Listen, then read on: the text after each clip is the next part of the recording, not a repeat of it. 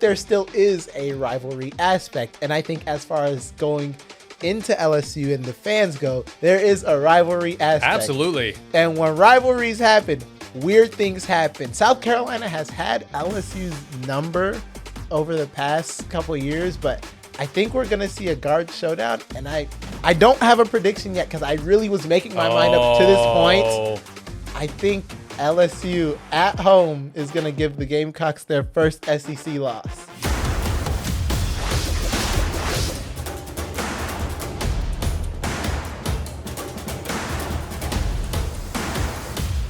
Welcome onto the sideline, everybody. I'm Matt Dowell, joined alongside Jared Parker once again this week, and I'm really excited for today's episode. We're doing things a little different here on our show, but first, Jared, how are you doing? I'm doing good. How's it going? Good. It's going good. I'm excited for today. I'm excited too. And if you guys are wondering, we're in the middle of a set upgrade right now. So if you're watching us on YouTube, we got a little bit of a different look right now, and this look is going to keep changing a little bit as we continue to grow our podcast. So yeah, excited for our set to get an upgrade in the next couple of days. So you'll see the finished product here shortly. But on today's show, we are doing things a little bit differently.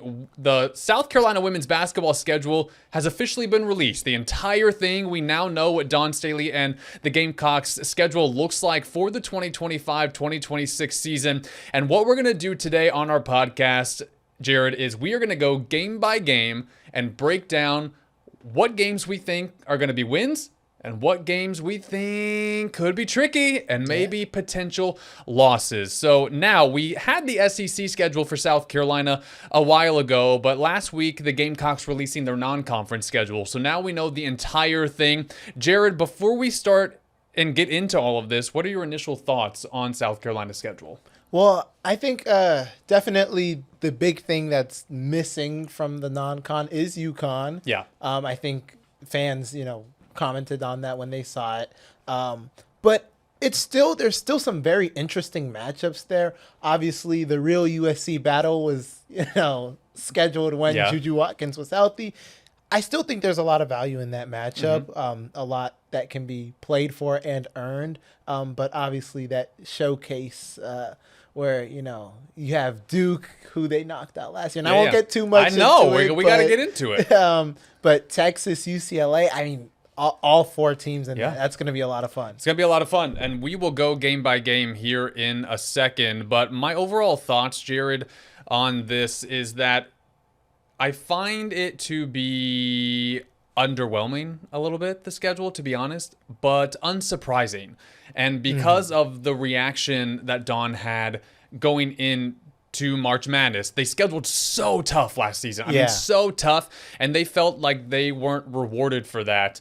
And so I kind of went into this season going, I don't think they're going to schedule as hard, because I don't know why they would if they don't feel like the committee is going to reward them in March with the seedings that they want. So I kind of went into this. I do think there's a lot of musty matchups on this schedule, but I don't think it's the hardest schedule South Carolina's had, but I also don't think it's the easiest. I think there are interesting matchups. I just kind of think it's good, and I think it's great for South Carolina, who I think is going to be better next season than they were in 2024, 2025. And I expect South Carolina to do really, really well with this schedule. But I think my initial thought was that it was underwhelming, but unsurprising. And I'll also say this to the fams, because I know you guys are diehards, and I know you love your team. But we're talking hoops today, and all of this is just basketball. So if we do predict some losses, it's not personal. We're just talking hoops.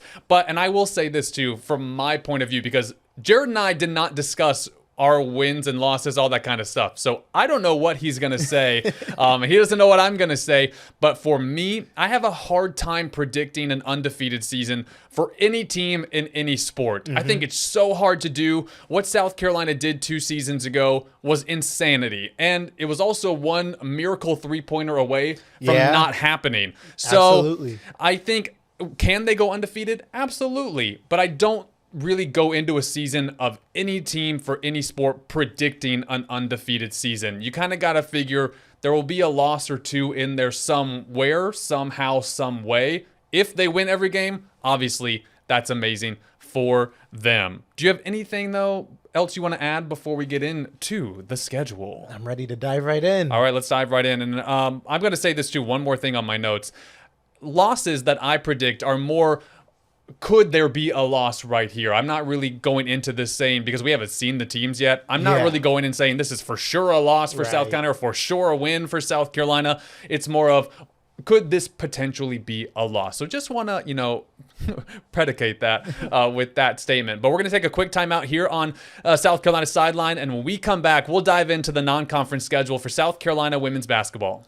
All right, it's time for our schedule breakdown for South Carolina women's basketball, and we're going to start with the non-conference schedule, which was released last week, and that's always exciting because you know what conference teams they're going to play, but then you're always wondering, okay, who from outside of the SEC is South Carolina gonna have a showdown with? Before the season gets underway, we're not gonna predict this one because it's an exhibition, but South Carolina on October 30th is taking on North Carolina in an exhibition down in Atlanta, which is unique and interesting. So it will be the Gamecocks versus the Tar Heels in an exhibition on October 30th.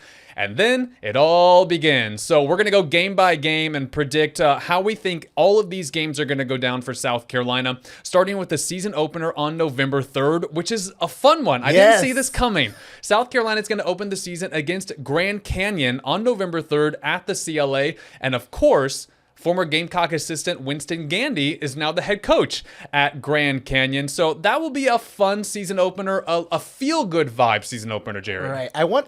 I wonder how quickly they got that done from his time getting at Grand Canyon to be like, all right, let's play. Because obviously I think them playing is clearly, Winston was the former assistant here.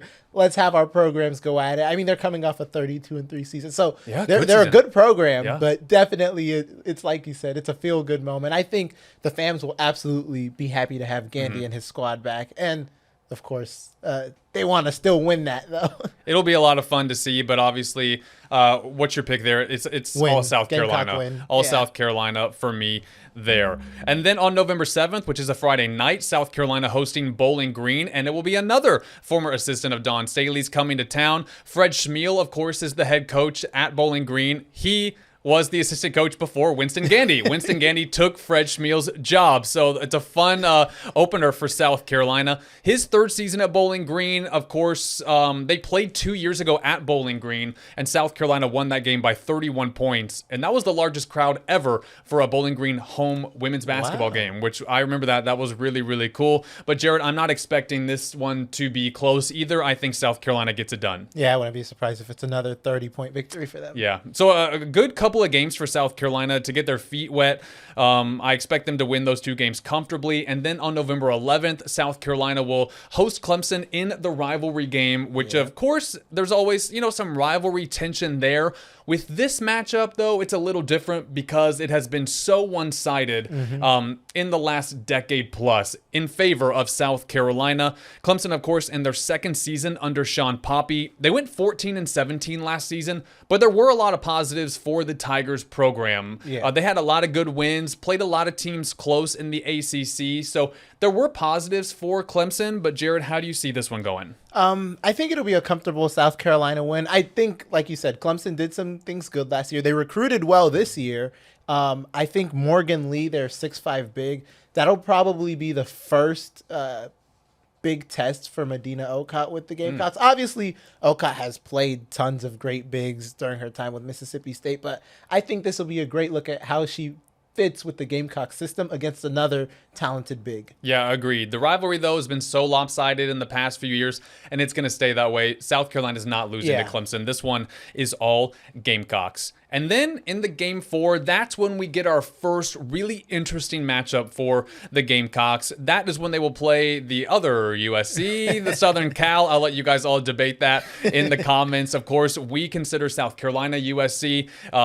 Over in California, they consider them USC, and they're going to battle it out to see who the real SC is. That's the name of the challenge. Right. This one on November 15th, and it's a 2-year series between them. So they will play in LA this year, and then next season, the Trojans will come to Greenville to play South Carolina. So that will be a lot of fun. But Jared, this game is so interesting because it's a testament to how quickly things can change in the current college sports landscape. Because when this game was announced, Oh man, hype everywhere. My mic is struggling. Hype everywhere.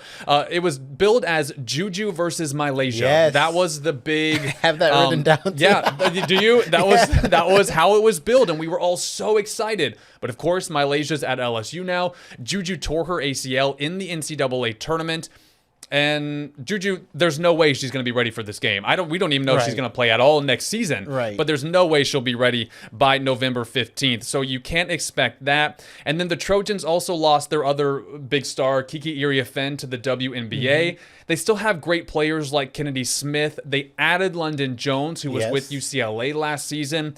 But they also lost a lot. And I don't see this one really being that close, to be honest with you. It might be competitive for a little bit, but the Trojans, they had other pieces that were so big for them last season outside of Juju and Kiki, including Avery Howell, who transferred to Washington, and Kaylee Heckel, who's now at UConn. So I still expect the Trojans to be a really good team next season, but I don't expect them to be elite in the way they have been the past couple of years. And I really see South Carolina getting through this relatively comfortably. I think it's a comfortable win for South Carolina. I will say the one interesting thing that remains with this matchup is the freshman, USC, Jasmine Davidson, ended up being the number 1 ranked freshman by ESPN by the end of the high school season. So you obviously have Davidson and then South Carolina's batch of top 20 freshmen in that match. So it'll be a comfortable Gamecock win, but there's still some kind of, hey, at least the freshmen might go at it. Yeah, I think it'll be fun. And it's 2 great programs, 2 elite programs. I just think it's one of those cases of South Carolina, I think, got better in the offseason. Yeah. And just with everything the Trojans are dealing with, I think they got worse. And Agreed. so I think it'll be fun. I think it'll be competitive, and I do think it will be South Carolina's first test of the season. But I think South Carolina gets through comfortably. After that, South Carolina hosts Winthrop on November 19th. The Eagles went 16-15 last season, but Jared, how do you see this one going? Well, including that 16-15, one of those 15 was a loss to Tennessee, 114-50. Yeah.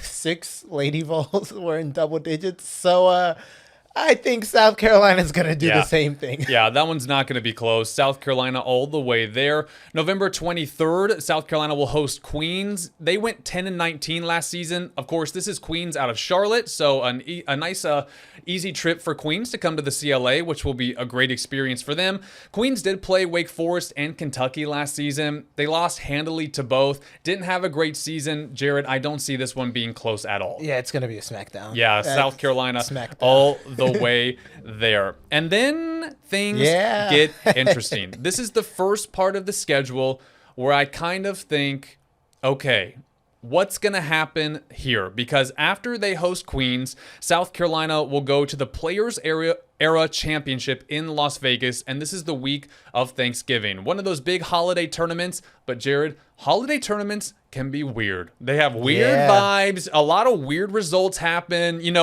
Everyone's kind of in a holiday mood. Everyone's still kind of trying to click as a team. So a lot of times we see weird losses this week for a lot of teams all over the place. So South Carolina will open this Players Era Championship on November 26th against Duke at 4:30.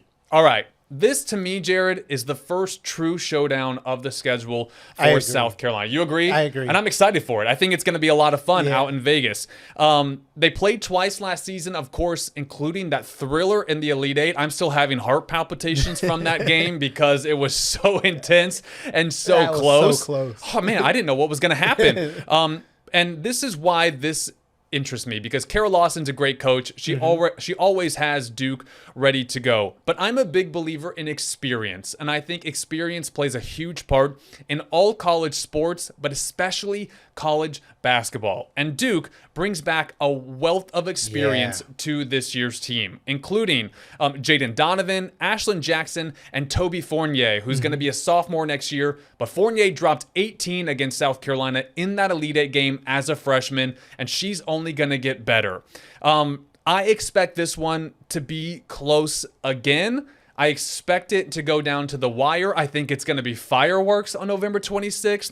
But Jared, how do you see it? How do you see it going down? Give me your thoughts. I think South Carolina will win, but I can absolutely see another one of those 54-50 type games. I mean, like you said, Fournier, she was cooking last year. She's only going to get better. She's such a talented player, long wingspan, and as she really gets comfortable, I find it hard to see many players stopping her.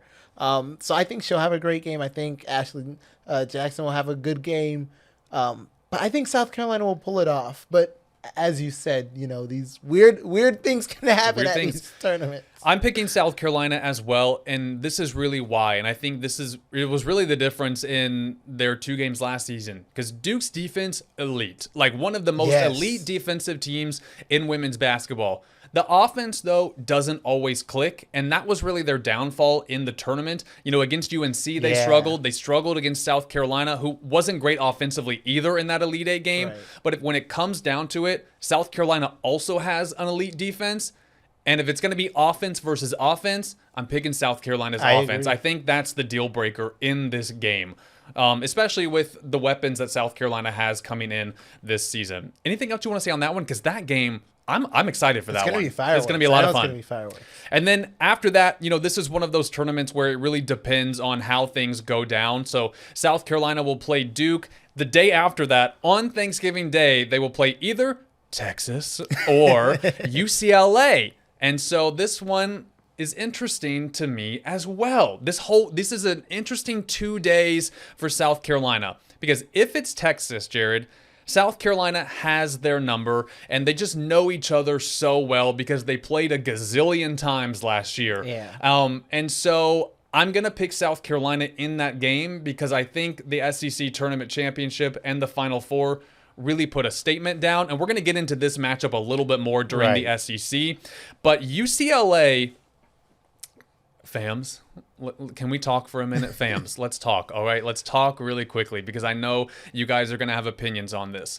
If there's a game on the schedule, which I think this is a super favorable schedule for South Carolina, if there's a game South Carolina is going to lose, I think UCLA is that game. Mm-hmm. And let me explain myself before everyone gets mad at me. Let me explain myself. Because last season, of course, they played at UCLA, and that game was a blowout. I mean, UCLA really just dominated South Carolina. And, I understand UCLA had a lot of days off before that. South Carolina was traveling a ton.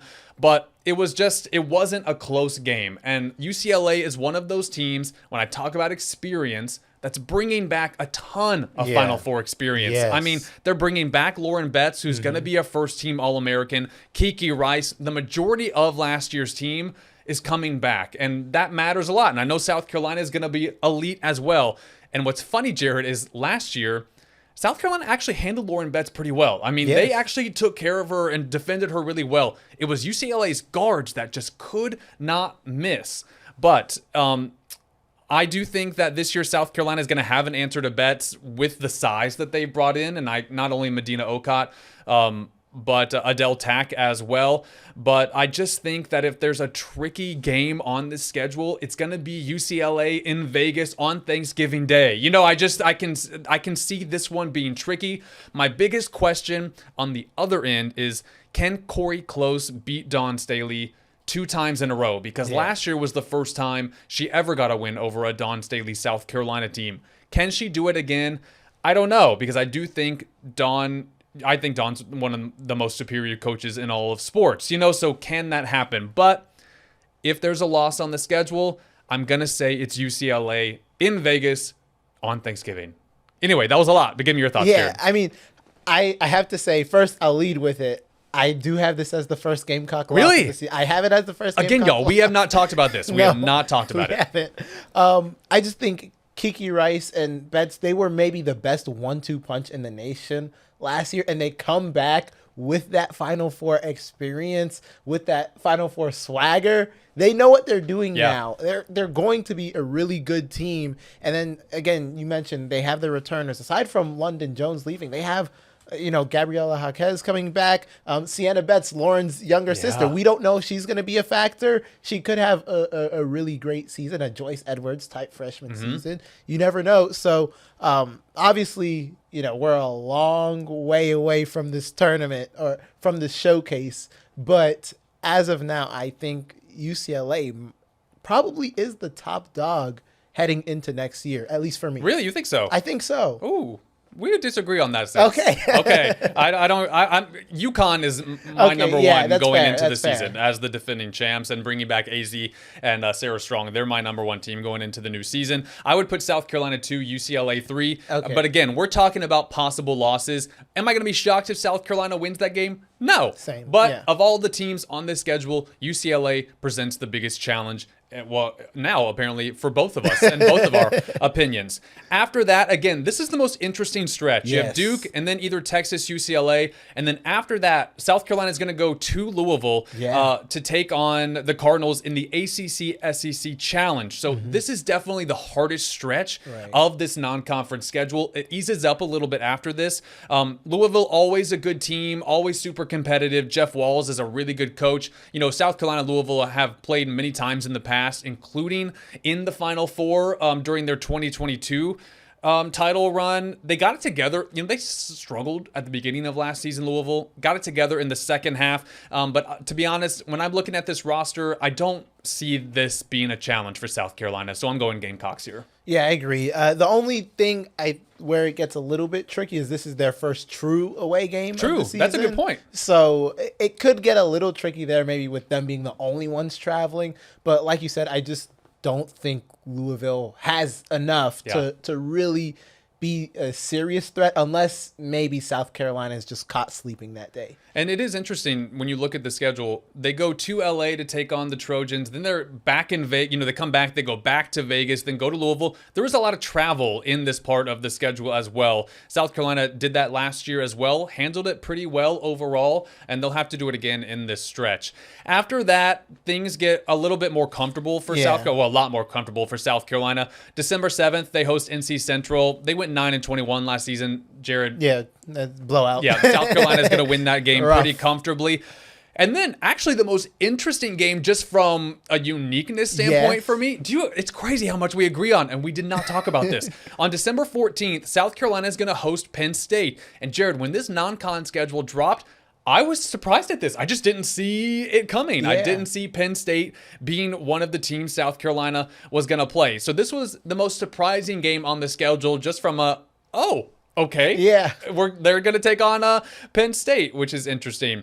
Penn State, though, went 10-19 last season. They won just one conference game. They do have some size on this roster. They have 6'4", 6'5", 6'6". I'm excited for this game just because it's different. I love different matchups, seeing teams that we historically don't get to see play each other a lot. I'm going South Carolina, though, I think pretty comfortably. How about you? Yeah, I'm going South Carolina comfortably. I think Gracie Merkel, you talk about that size. Outside of Lauren Betts, that's probably the best big that South Carolina will face in non-conference. But, when you look past her, you have Kiyomi McMiller joining from Rutgers. She's as electric as anyone. She's so much fun to watch. But when you look past that, Penn State just doesn't really have a deep roster. And they lost a lot of players to the transfer portal and to eligibility. So it should be a comfortable South Carolina win. But again, seeing how Okot fits in with the system against a big like Merkel, that could be a fun, game to watch in that sense. Absolutely. And I know we've talked a lot about Medina Okot, who's the big transfer, but I am also expecting Adele Tack to be a big part of South Carolina's post play. I think that she's getting healthier after a lot of knee issues in high school. And I do think that she's going to play a much bigger part this season. So not only will they have 6'6" Medina Okot, I'm expecting them to have 6'5" Adele Tack as well. Add in Miriam Dowda, and I think South Carolina's post play is going to be pretty elite next season. They're going to have a lot of depth there as well. They have 3 games left in the non-con. December 18th, they're at USF, who Jared is always tricky, and South Carolina plays USF a lot. They played them multiple times, including in the NCAA tournament a couple of years ago, which was a fun game. They're a well-coached team. Last season they played, South Carolina won 78-62. USF went to the tournament last year. They were 23-11. They lost in the first round to Tennessee. SEC, but they're a pretty regular tournament team. So this is I think a good road game to have, a good test for South Carolina as Christmas approaches. How do you see this one playing out? I just want to mention, it's so funny how similar some of our notes are. Really? Because the first thing I have here is Jose Fernandez, great coach. Like that team, I think what he does with that team for kind of where USF athletics are comparatively, like he definitely overachieves with them. And they are a tricky squad. You know, a 16-point win obviously is comfortable, but when you really look at where both programs are compared to what South Carolina did to other teams in that level, South Carolina, that's the game they usually win by like 30. Yeah. So I think, USF, they'll give some fight back, they'll give some pushback, but it should be a successful road trip, a good road trip for some good experience. Absolutely. I'm going South Carolina there as well. December 20th, a couple days later, South Carolina stays in Florida. They're at Florida Gulf Coast, who you might say, oh, easy win for South Carolina there, but Florida Gulf Coast went 30-4 last season. I thought they were going to be a Cinderella story in the tournament last year, but they went 30-4, including undefeated in their conference. Y'all, I don't care who you are, what schedule you play. If you win 30 games in a season and you go undefeated in your conference, you're legit. You know, they lost in the first round of the tournament to Oklahoma, but this is a good team and a good program. I'm picking South Carolina in this game, but I don't think, on paper, I think you might blow this game off, but I think this one could be fun. I think this is a great, again, this adds to a great road trip for South Carolina. I think I'm picking South Carolina in it, but I think it really will give some of the freshmen the chance to, you're on the road for a day, staying in Florida. You're going to play back-to-back two programs that are pretty solid programs. You're going to win, but who knows? You may face some challenges. You may get in there and freshmen might, miss some shots, be rattled a little. But I think it's, relatively lower stakes than other games they play because they should win comfortably. Yeah.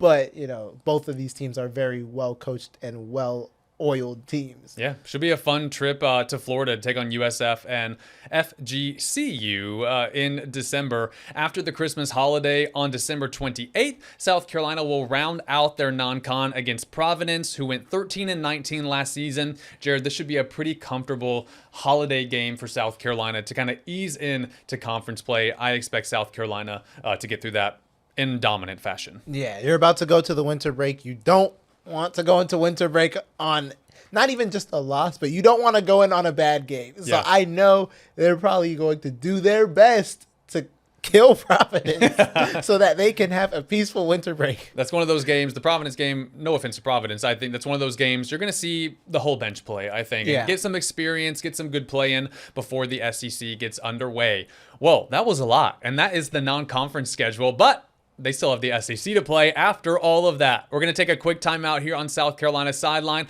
and we will break down every single game on South Carolina's SEC schedule right after this. So after South Carolina's non-con ends on December 28th, they will get SEC play underway, and it starts first day of 2026 on New Year's Day. South Carolina will start SEC play hosting Alabama, Jared, who is their only home-and-home series this year. Last year it was Texas that they played twice in conference play. This year it's going to be Alabama. Alabama is a team, I really like Christy Curry. I think she's such a great person and a great coach. But Alabama did lose Sarah Ashley Barker to the WNBA, who was their superstar. Yeah. And I do think the Crimson Tide are going to take a step back this season. I think it's going to be one of those transition years for them after such a big, chapter of their program ends. So I think South Carolina gets through this game relatively comfortably to start conference play. Yeah, I think this is a pretty easy, comparatively to the rest of their schedule, win for South Carolina. Last year, Joyce Edwards had 21 when they played. So I think this is really going to be a game where, I don't know which big it'll be, but I think we're going to see the big shine again against Alabama. So should be good. It should be a good start for South Carolina in the SEC. January 4th, they go to Florida. And Jared, I feel like I've been talking first a lot, so you go first. Yeah, I mean, last year they brutally beat the Gators last year. That was actually another huge Joyce Edwards game. She had 28 that game. As far as Florida goes, they're a team that is kind of looking for identity in the SEC right now. They haven't found it yet, and I think that's a great set up for South Carolina to really beat the brakes off of them. So Yeah. I think we're going to see that again. Yeah, and Florida had a great season 2 years ago. Took a step back last season. I don't expect a lot from them this season. And again, Jared and I are not like hot take people, and we show respect to every single program, every single player.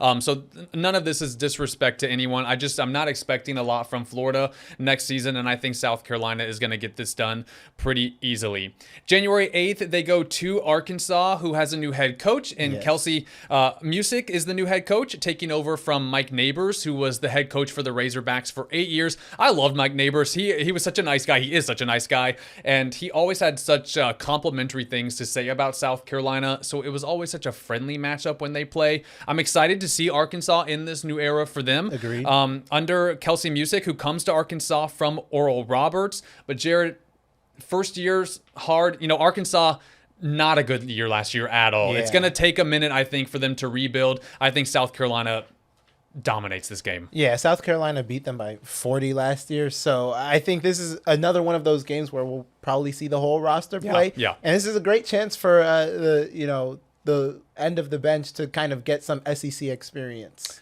January 11th, they come back to the CLA to host Georgia. Georgia struggled last season, going just 13-19. This stretch right here is kind of the bottom part of the SEC for South Carolina, so it's a kind schedule for South Carolina to start conference play. But I really think this first couple of weeks of SEC play, I don't see South Carolina struggling at all. So I see this is a home game against the Bulldogs. I think South Carolina wins this relatively easily. Yeah, Georgia has some games that make me think they can maybe compete with South Carolina from last year. They've shown that they can compete for maybe 3 out of 4 quarters before. So I wouldn't be surprised if they kept it within 10 or 15, but it'll be an easy Gamecocks win. After that, this is when South Carolina's SEC schedule starts to turn it up a notch. On January 15th, they will host Texas. It will be maybe the second game of the season that they'll have played against each other. It all depends on how that Vegas tournament goes. But for now, we're just going to consider it the first meeting between them on January 15th here in Columbia.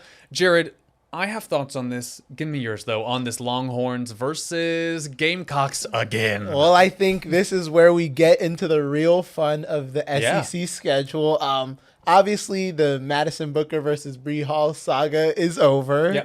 Also, can we hold on before we get into that? If you've all have seen, the GIF of Joyce Edwards making that face, and the whole Bree Hall, soundbite that went viral, Jared is the one that caught that moment. He's the one that was talking to Bree Hall and getting that soundbite, and then you're the one that caught Bree Hall, saying that to the camera, and you caught Joyce's reaction. So Jared is the source of all of that. So if you're using that Joyce Edwards GIF every day, it is Jared that created that for you. Anyway, keep going. That was funny to me because I didn't expect Joyce's reaction to go so. And we didn't know. We didn't know Bree was going to say that. We just asked about the matchup. Yeah, but yeah, obviously that very viral saga is over. So I think we're kind of moving on from there, but Tessa Johnson, when she was on Madison Booker last year, she also defended her very well. So I think the Gamecocks still have an answer for Madison. I mean, Booker's going to get hers. I think she's going to improve. She's going to score a lot in a lot of games. But I think they have an answer for her. But the saga that's not over is Vic Schaefer versus Dawn Staley. And that is a saga that we know the story of very, very well, especially with them coming to the CLA. I just don't see Texas beating South Carolina in South Carolina's home. I think South Carolina got considerably better. I think Texas probably maintained the same level. They lost one in Tonda. They added Ashton Judd, who's a 37% three-point shooter, but Texas doesn't really shoot the three like that. And maybe that's why they added her. Yeah, so and that's the big question. I think depending on how they use Judd, we could see maybe some change. But if they don't use her, like her skill set obviously on paper shows she should be used, I don't see Texas beating South Carolina. Agreed. And I think if this game is at Texas, maybe a bit of a different story. But it being at the CLA, I think it just puts this so in favor of South Carolina. And again, they played 4 times last year. South Carolina, they split the first 2. South Carolina won the SEC tournament championship and then beat them in the Final Four. The 3 games that South Carolina won were not close. Yeah. Texas's win was by 4 points on their home floor. I think South Carolina figured them out by the end, and I think that same kind of game plan is going to work. So I do think it'll be interesting. You talked about Madison Booker, Rory Harmon, of course, coming back. Yes. Kyla Oldaker is going to be back, and she's one of their, big post players. They did lose Taylor Jones, who was a big part of their flow. So, but I'm kind of with you. I think Texas will be a lot of what we saw last season. I think they're gonna be a great team. I actually think they're gonna finish second in the SEC, based off of their roster. But I don't see South Carolina losing this battle. And I'm gonna be honest with you guys. I am okay if this is the only time Texas and South Carolina play next season. Yes. I was so hyped for the SEC championship, like so hyped. Yeah. I thought it was going to be a great battle. It was a showdown between the coin flip, and all that stuff. I was like, great. And then I thought it was over. Yeah, me too. I'm going to be honest. When we got to the Final Four, I was excited because it was the Final Four. I wasn't excited to watch that game for a 4th time. And it kind of went the way we all thought it would. So I'm okay. If they play multiple times, great. We'll get up for it and we will enjoy it as basketball fans and, all the storylines and stuff. But after last season, 4 times was a lot. I don't know if I've ever seen 2 teams play 4 times in a season in my career. But if this is the only time they play, SEC postseason might be a little different, but I'm okay if this is it. It is possible they could play 4 times again. They could play in Vegas, here possible. in Columbia, SEC tournament, NCAA tournament. So hey, maybe we'll do 4 games part 2. After that, this is the only non-conference opponent left after that. So after they played Texas on January 15th, South Carolina goes to Coppin State, which is another fun one. One I wasn't expecting. Coppin State went 19-15 last season. Jared, South Carolina is going to roll. Yeah, South Carolina beat them by 32 last year. We're going to see the same thing again this year. You mentioned the obvious in this part of the season, and this is where I was going to talk about UConn, because Coppin State is the only non-con during SEC play. Normally, that spot is reserved for UConn. Right. They have played for so long now, but this is going to be the first time in over a decade that South Carolina and UConn do not play in the non-conference. It's usually in February. It's a big showdown, whether it's up in Connecticut or here in Columbia. It's a game that a lot of people get hyped up for. It's Gino versus Don. It's 2 of the biggest programs in the sport. It usually does great on TV, but I want to clarify that it's not because anyone's avoiding anyone or that because Don and Gino don't want to play it anymore, because they're gamers. When it was all in UConn's favor, they still played it. When the pendulum swung and it became all about South Carolina's dominance, UConn played it. Last year they played it. It's simply because the Big East is expanding their games and they're adding more games. So that makes UConn's schedule full, and there's just not a place for it anymore on the schedule. So it's not because UConn and South Carolina don't want to play the game. It's because they can't play the game because of Big East scheduling, and it was too hard for them to add. So I'm going to miss that matchup. I love watching UConn and South Carolina play every single season. It's one of those.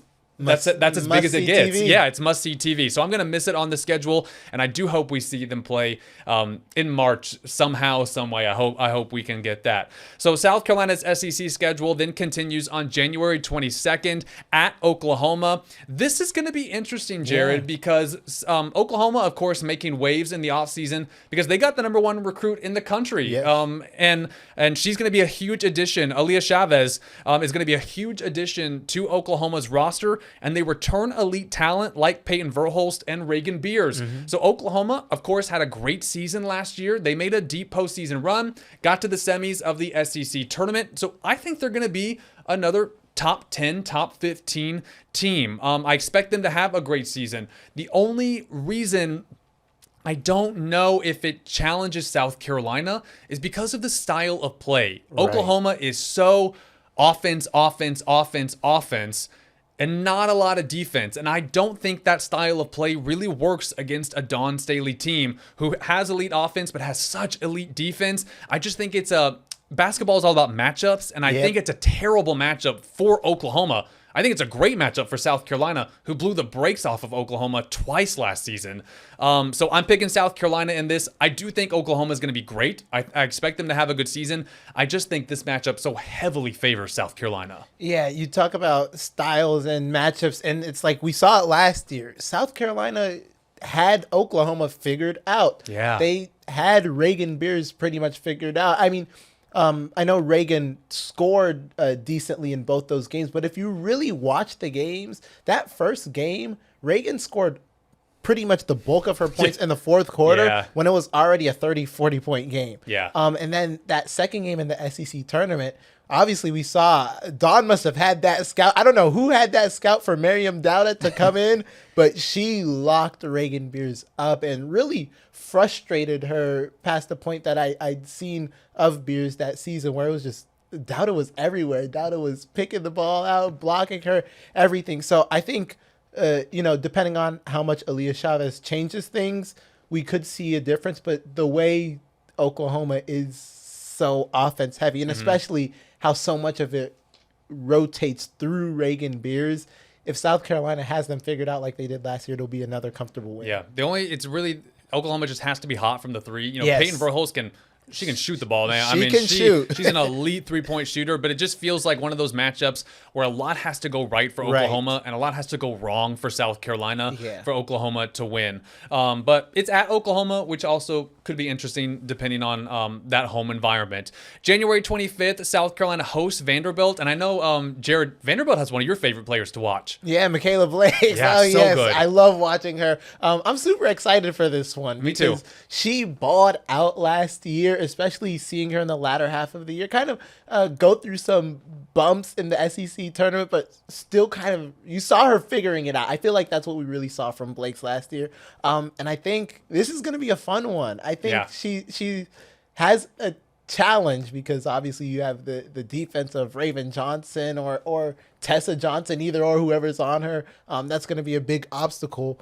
But I think she'll bring the heat. However, I think South Carolina's still winning. You're picking South Carolina in this one. Michaela Blakes is elite. She is so fun to watch. She's so good. And they were one of my favorite stories last season. It was so cool. If you know the story of Vanderbilt women's basketball and just how dire things were looking just a few seasons ago when they had to cancel their season, and like they couldn't play, they didn't have players.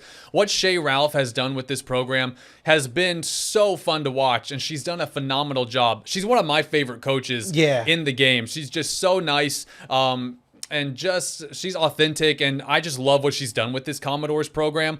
Vanderbilt did lose Camille Pierre in the offseason. That has been a whole roller coaster. Camille Pierre is now at NC State. She was a huge part of their team last year alongside Michaela Blakes. So I think Vandy's going to be good. I expect them to have a good season and a good SEC season. I don't see them beating South Carolina, but I'm excited for this game. I think it'll be fun to watch.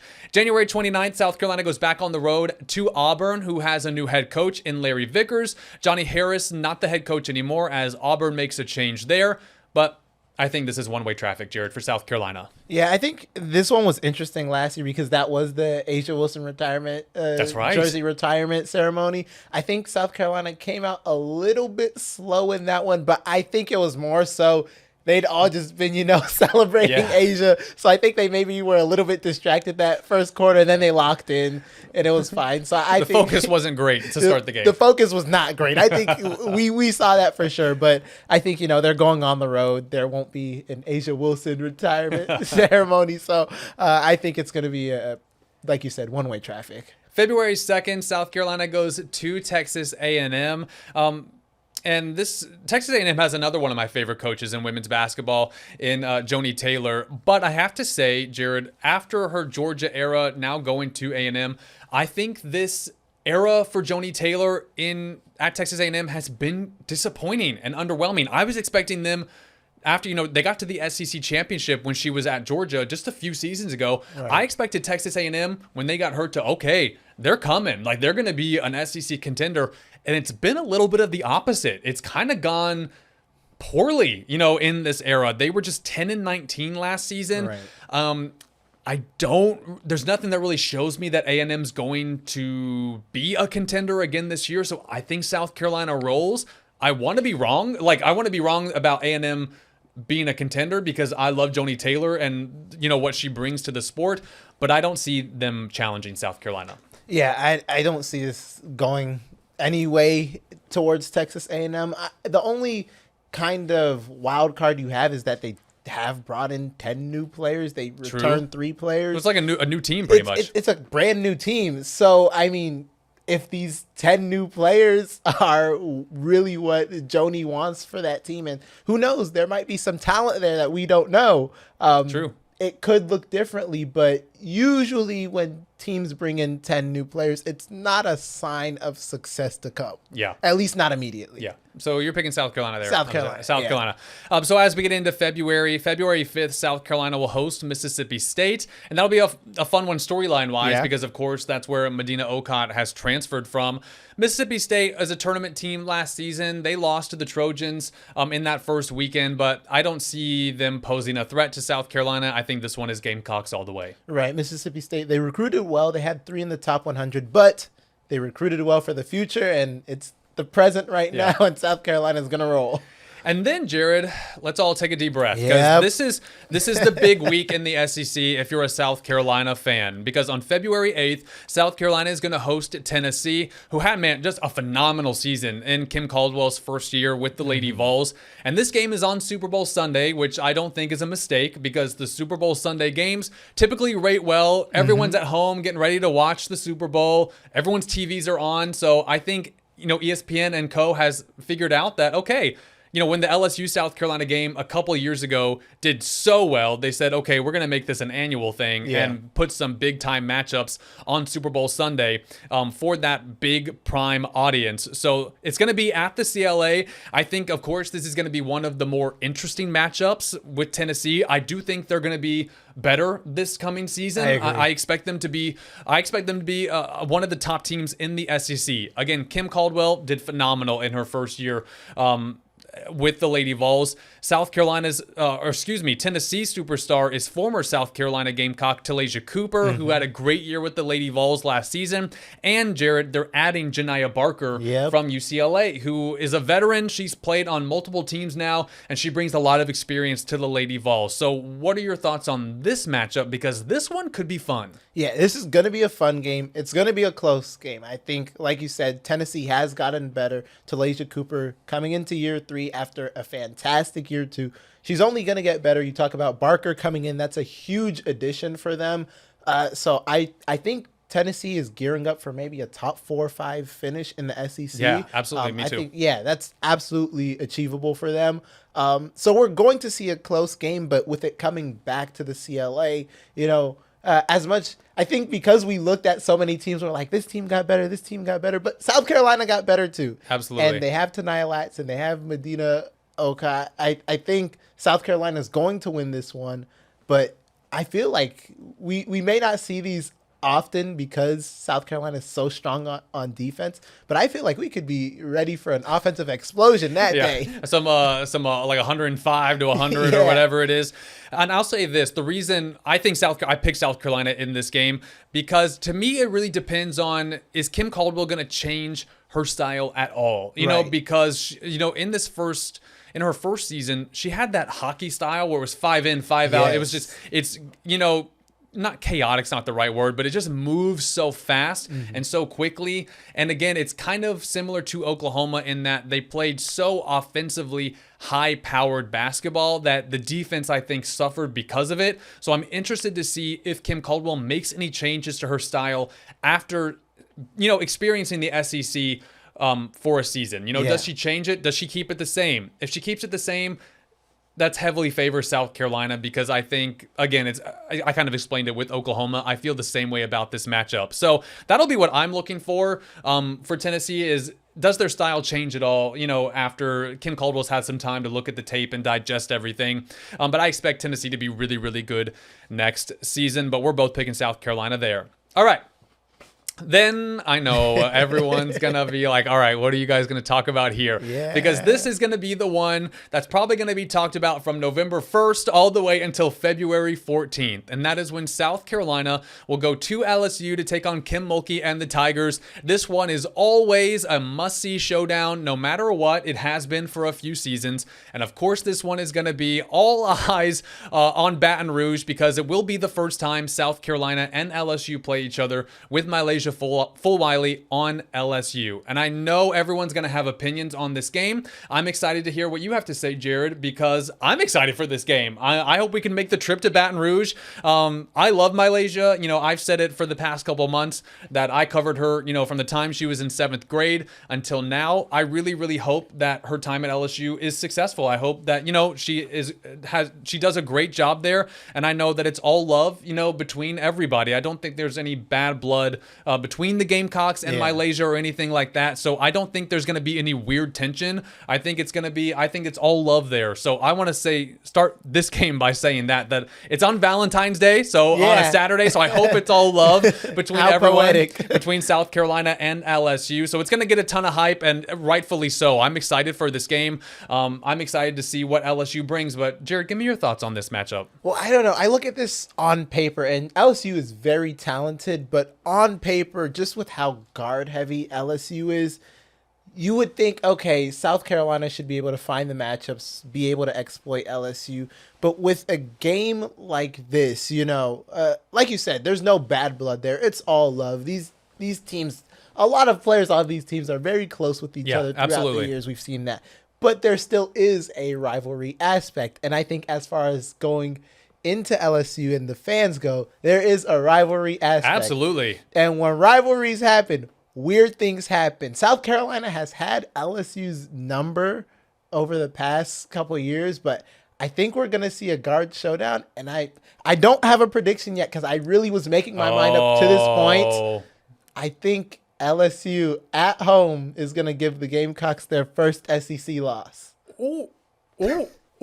Ooh, we got that's a big prediction there. All right, that's fair. That is fair, and I do think the PMAC is one of the hardest places to play in the country. I think it has one of the best atmospheres. Kim Mulkey and everyone has created an amazing environment there. And 2 years ago when they played there, man, it came down to the wire, and South Carolina was able to come through with a 5-point win in the end, and that was one of my favorite games of that season. So I hope it's something similar.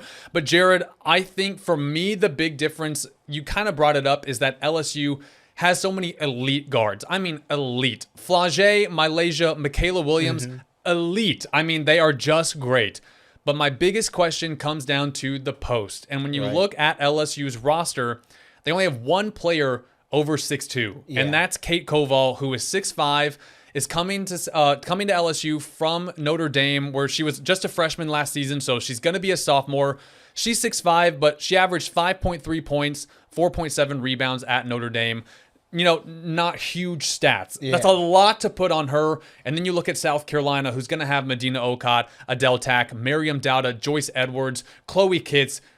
A lot of depth there. So Bring the hounds out. The big question for LSU has always been depth. You know, and can they match South Carolina? That's really where the difference comes down to, because LSU's starting five, always elite, can compete with anybody in the country. It's about after that to where things kind of get messy. And, you know, in the past few seasons with South Carolina LSU, you kind of have seen the depth come into play, because the fourth quarter is where South Carolina starts to elevate, and maybe LSU, their level of play goes down because they're getting a little fatigued. They don't have the legs. You know, the quality goes down because South Carolina's prepared for the 40 minutes in a way that LSU, you know, it's just hard when you're playing 40 minutes a game. So I do think there's going to be a huge mismatch in the post. Can LSU's guards counteract that? They're really talented, but I'm going to pick South Carolina simply because of the post play. You know, right now anyway, LSU, you know, and we'll see what they come up with. You know, we'll see how they look in the season. But right now, LSU doesn't have an Angel Reese. They don't have an Anissa Morrow, who is a body in there that can rebound the crap out of the ball. You know, I mean, Angel and Anissa are two of the best rebounders I've ever seen in my life. And so they don't have that. You know, the big three last year with LSU was Flau'jae and Michaela and Anissa. So you had two guards And, you know, a post player. This year's big three is going to be Flage, Michaela, and Malaysia, who are all guards. So it's just an interesting matchup to see. It's just the big question mark is with LSU's post. And because they've got a lot to figure out. They've got a lot to figure out. And that's my biggest question mark when you don't really know what you're getting there, whereas you have known that in years past, you know, with LSU.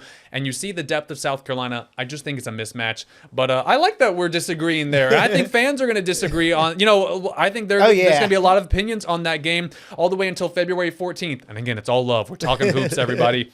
But I am picking South Carolina there, and but LSU, that's going to be a big home court advantage for them. So we're going to see how that one goes. All right, we'll speed up here at these last few games of the SEC. February 19th, they go to Alabama. That will be, you know, the second part of that home and home. Same as the first game. Yeah. It's going to be South Carolina there. February 22nd, they host Ole Miss. Ole Miss, I love Coach Yo. She's another one of my favorites in women's basketball. They're always tough. They always have elite defense. You know, they lost Madison Scott to the WNBA. They did add Cody McMahon from Ohio State, which was a big get for them when they lost someone as experienced as Madison. But I don't see Ole Miss challenging. I mean, I think they'll be a tough. They're always tough. I think they're going to be a tough game. But I think South Carolina wins this game by 15 or 20. Yeah, I agree. I think this is probably one of their more challenging games on the roster, but it's still a win for South Carolina, especially at home. Yeah, it's a home game, which is always in favor of the Gamecocks. February 26th, South Carolina will host Missouri, who, of course, has new head coach Kelly Harper, who was at Tennessee for a long time. That's going to be fun to see how Kelly Harper does with Missouri in this new chapter. So we have a couple of new head coaches in the SEC, or a few head coaches in the SEC this year, which will be fun. But again, I think South Carolina wins this one rather comfortably. That's their last home game of the season, actually. So that will be the finale at the CLA on February 26th. And then South Carolina will wrap up their conference play on March 1st at Kentucky, which that is one of the weirdest gyms to play in. I mean, I know of all the gyms that, you know, South Carolina plays in on the road, Missouri's probably up there with their least favorite, so they don't have to play there this year, which is good news for the Gamecocks, but they do have to play at Kentucky. Man, that was such a great game to end last year. It was one of my favorite games of the season. That was some high quality basketball, but Kentucky lost a lot in the offseason. I don't know if I expect Kentucky to be as good as they were last season. They lost Georgia Amore to the WNBA. And then I was really shocked when Clara Silva, their 6'7" center, went into the portal. I wasn't expecting that. They are returning Clara Strack, who is an unbelievable player. So I expect her to be the center. Lockdown mode. I expect her to be the center of this Kentucky team. But I think Kentucky's going to be good. I think they're going to be really, really good. Kenny Brooks is an amazing coach. But I think South Carolina wins this one. Yeah, I think with those losses, it's just too much. Especially losing Amore was already a big blow, but then losing Silva along with it. I don't think they have it. Yeah, agreed. And I know I said at the top of the show, I don't like predicting undefeated season.